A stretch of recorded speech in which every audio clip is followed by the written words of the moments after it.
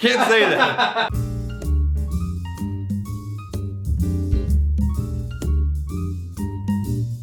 So, two things. One, we've had like 14 requests for Amrut Fusion from India. Yes, why is it taking us so long? Because I'm an ass. Good. That's all I Did need. you want that on record? Yeah. You got it on record. No, if that wasn't your answer, we would have pressed in before we got Now, there. look at how much care I'm taking to get you a legitimate flair. No. Oh, Look at that! That is nice, actually. Come on. That is nice. Is it floppy? It's kind of floppy. Still okay. Well, I wanted it to be like you. All right, before we get too far into this, Daniel wants to apologize. Because it took us a week to announce a winner on the contest? Yeah. Well, I didn't forget. I was on the ball. I went on a sabbatical. And it lasted 4 days where I had no internet and no cell phone service. And that's why it took so long. Right. And then we came back. Plus, I had to go meditate on the winner. No, then we I had to spend 4 days emotionally deciding who deserved the whiskey. Then you came back from sabbatical. Then you came back from sabbatical. And we recorded 3 more. Yeah, and I forgot again. So it's like, we're like 2 weeks in. We were supposed to announce a winner. Our bad. But we do have a winner. It was Grandpa's Revenge. Grandpa's Revenge. Brian Lushbaugh. What did they win? He won a tube sock. A wonderful tube. A very historied tube sock. Yes. Tube sock. There's not a government official sitting in this vault. That's right. Uh-oh. We do have a guest. This is Adam over here off camera, the Peanut Gallery. That's right. If you hear laughter, it's going to be because he couldn't handle himself. Which is unlikely because Rex is not that funny. No, I'm not. This is he's one of you guys from the YouTube channel. He dropped by for a visit and whiskeys. And now he's drinking 9 whiskeys over there, and he has a baggie with 4 others. Here's the thing. Adam made out like a f***ing bandit. Adam came to basically have kind of like a sommelier experience with Daniel. And he did. And I showed up at the very end. And this guy pulls out a little baggie of bottles and a funnel. Hey, we cannot set a precedent here. So he can mooch more whiskeys, which I thought was amazing. It was like, if you could just fill up these little glasses with the funnel. And I'm like, wait, why? Why are we doing? Okay. Like, no, Daniel, it's good. It's good. Okay, let's name some names if I can pronounce them. The official lieutenants of whiskey, mooching. Yeah, totally. So, Rafael Ortega, Akash Mahendahita, can't pronounce that correctly, and Devin Kumar are 3 of like 15 people who said, you guys need to try Amrut Fusion. And anytime somebody mentioned Indian whiskey, it's a big damn deal. Well, India is the biggest whiskey market because there's so many people, but a lot of people have said Amrut's really the only thing that we're really proud about. Which I agree. I've tried 3 or 4, and it's really the one. And I'm going to bet that Fusion is probably the top of that line. Now, this is a mix of 2 different malts. Yeah. Hence, Fusion. 20% peated cask strength. Is there peat in India? I think they shipped it in. Okay. From Doug. All right. The peat guy. Doug the peat guy. Good guy to know. Yeah. And so 25% peated single cask, 75% unpeated single cask. Right? So I'm smelling this, and I'm not getting anything that screams, this is from India. Bengaluru is where this has been aged. Okay. Now they take those and they put them together in one, they let them mix together for 6 to 9 months in their own barrels before they bottle it. This is just a straight up nice smelling whiskey. Some sweetness, obviously. And it's pretty sweet. Yeah, I'm not getting a lot of peat in there. I get more like the raisin, dried fruit, dark dried fruit section kind of going on. I'm expecting it to be pretty friendly on the taste going in. Oh, there's the peat. Ooh, really saturated, vibrant. Yeah, and up front, not blended or subtle at all. What is this? 50% alcohol. It is high proof. Yeah, and they say the unique fusion, oak barrels, non-chill. I don't know how unique this is, man. I think India did a really kind of standard, nice whiskey.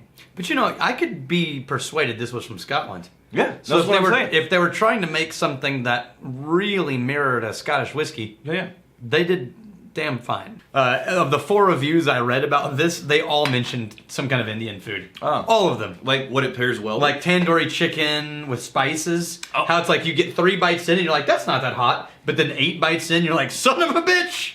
I think this one builds. No, I think these flavors could absolutely stand up against, even though it's sweet, it's not like a light sweetness. It's a very big, loud. I want to go to that Indian place down on William Cannon now. Oh, Ghetto Indian? Yeah. It's really I think we're going to have to stop the video right now. And the thing is, you got to wait like an hour before they... Yeah, but it's so good. Yeah, it's good. We have good Indian food in Austin. Not as good as it is in places, like if you live in England or in London especially, then this doesn't compare. But as a matter of fact, I've had Indian friends of mine tell me that there's better Indian food in London than most of India. And I don't know why that is, but it's totally one of my favorite things to do when I lived there was you go out, you play a show, or you go out and hang out, you drink. The bars all are forced to close at a certain time, and so all these drunk people come out into the streets all at the same time. At like midnight, I can't remember when they're for. I think it's midnight. But the curry shops and the chip shops and the Greek food stands, Gyros, they all stay open till 2 a.m.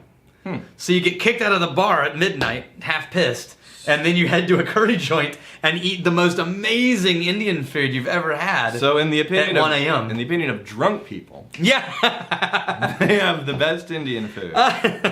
No, come on, commenters, if you're in England, back me up. Well, damn good Indian food. You know why? Because the English food is so bad. It's like just the standard traditional English food. Like that's why all the English are like, what's your favorite food? They're like, oh, curry. That tandoori is amazing. Yeah. Because it's either fish and chips or curry, but it wasn't like, oh, I really love shepherd's pie. It's the best thing ever. Okay. So because taste and flavors are very, very subjective. What? Totally objective. I have to believe that because that's the Indian they're familiar with. I could be wrong. I don't know. Never been to London. Never had the curries.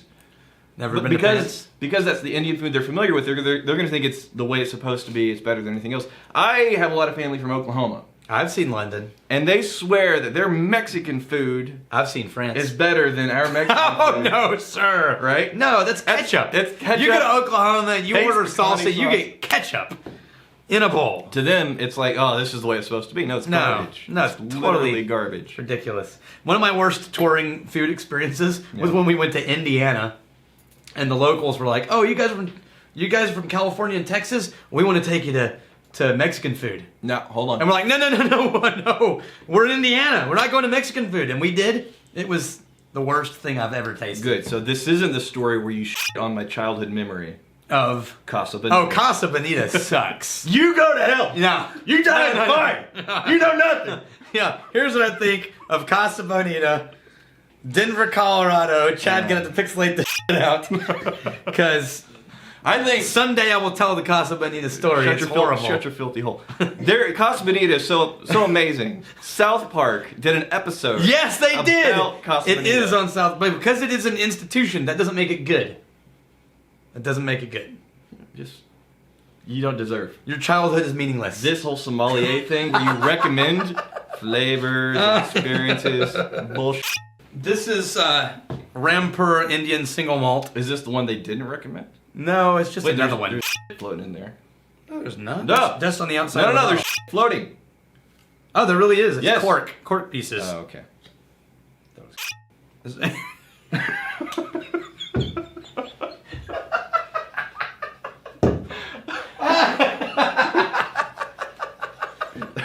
Can't say that. Can't say that. Ow. Adam's over here like, I want no part of this. My stomach I'm not hurts. here. I do not approve Don't of anything. name me. I do not approve of anything going on Okay, here. here's another Indian whiskey we have in the vault. I know nothing about this one because I didn't research it at all. You don't want this one in your mooch glass. I need something in the mooch glass. Oh my god. You know what this smells like and tastes like? Pier 1. What is this? Have you been to Pier 1? The store? Yeah. The furniture store? Yeah. You know that when you walk into Pier 1, it's just full of like, what is it? The potpourri? And like the plants that smell like shit and the wicker that smells like shit. Imported wicker furniture. It smells like, Pier 1. It smells like a bowl of potpourri. And tastes like a bowl of potpourri. This is like what a 12-year-old girl thinks good perfume smells like. Yes! Or grandma. Ah, my God. I need water. I need to burn this glass. Yeah. Aren't you glad I didn't pour that into your rich necklace? Do I have to taste it? Yes, because I did.